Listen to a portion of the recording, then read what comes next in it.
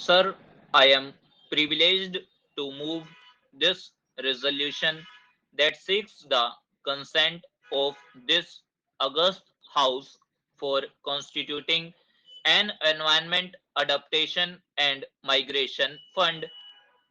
In submitting this resolution for the consideration of this House, I have been primarily prompted by several considerations, the most dominant being that there is an inadequacy of understanding of what mitigation and adaptation in terms of the burden that they cast on our society is going to really entail, and that the existing structural mechanism which we have is clearly inadequate to meet this huge burden.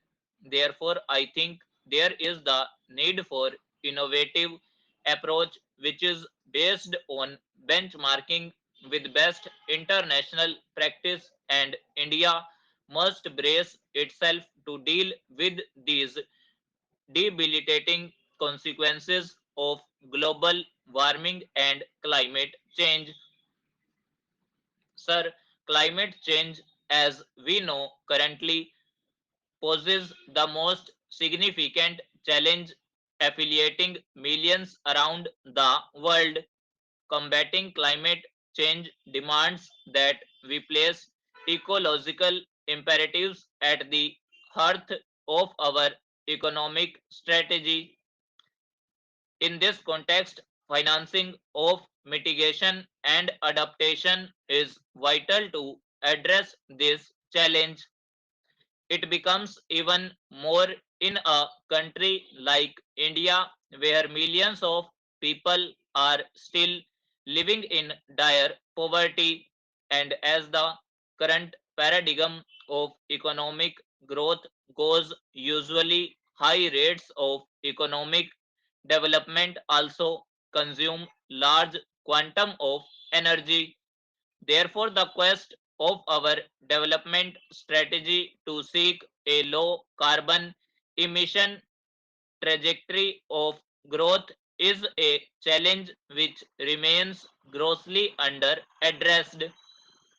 This is the challenge on which there is a gross inadequacy of understanding.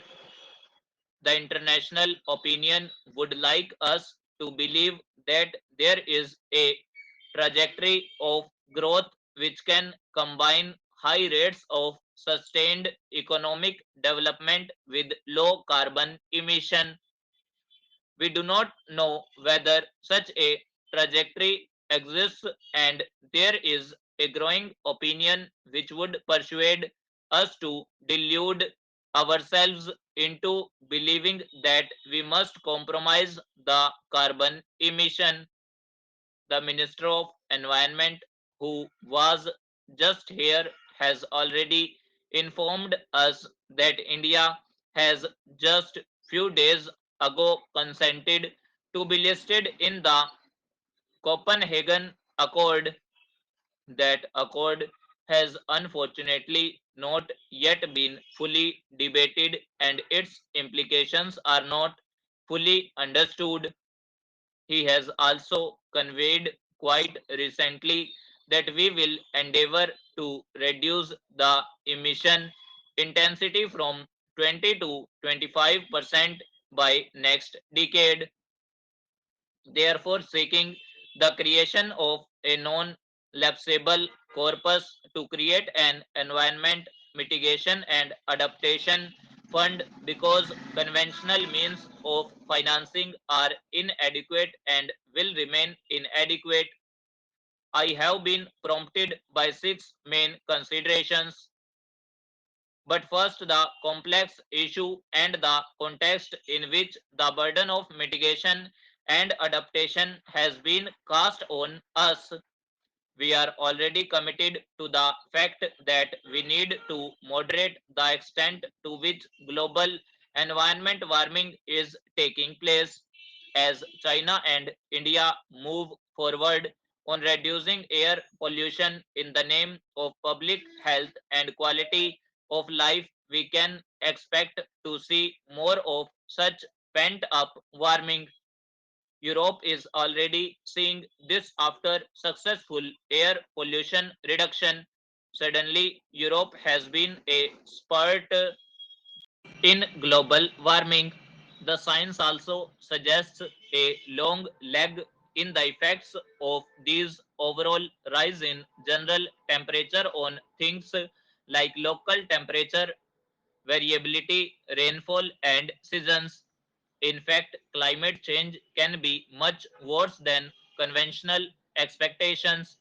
Most of the uncertainty about the impact of greenhouse gases on climate change is due to uncertainty about the climate parameter or the effects of a doubling of atmospheric concentrations of greenhouse gases on the mean temperature. The distribution of this uncertainty about climate sensitivity means that there is a significant possibility of the outcomes to be far worse than expected. This is due to a number of reasons that could accelerate global warming, but the climate sensitivity is likely to be much higher, possibly double if the impact of long-term changes such as melting of ice, decline of forest cover, release of other greenhouse gases due to ocean warming, etc., are taken into account. Some well-known scientists even argue that carbon emission would actually need to be reduced to maintain current environmental conditions. Sir, the impact on India is very serious. I would like to broadly concentrate on four kinds of impact as far as India is concerned. Each one of them has deeper impacts. The first and foremost is the impact on water supply, on reduction of water supply, on the massive reallocation due to changes in monsoon patterns. Changing monsoon patterns will affect in a dramatic way the location on habitat, our entire civilization pattern with which our entire ethos have grown. The famous civilization patterns has been based entirely on predictability of rainfall and the predictability in which the cycle of rainfall comes. Sir, there could be the fundamental question. Further, the rising sea levels affect coastal areas and even newly built infrastructure are as well becoming drivers of refugees in India. This House would recall a rather animated debate only 3 days ago on some questionable figures that were given about internal mitigation. Sir, connected with this is the shifting pattern of agriculture in global warming, as Professor Swaminathan, an eminent colleague of ours in this house, has pointed out in a very recent paper. Even a small incremental change of less than half percent has led to a 30% decline in productivity of crops. So the weather and seasonal effects are deeply affecting agriculture. Therefore, there is a need for financial restructuring to accelerate availability of funds. This proposal divides the challenge into policy problems that we have seen before and for which we have little experience. The three key policy problems are financial structuring to accelerate availability of funds at minimum borrowing costs. The second is altering habits and incentives of many contributors to a common problem in a free market democratic economy.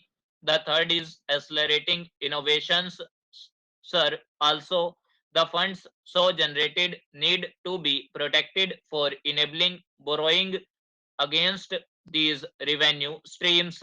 Lastly, sir, I sincerely thank you for giving me time.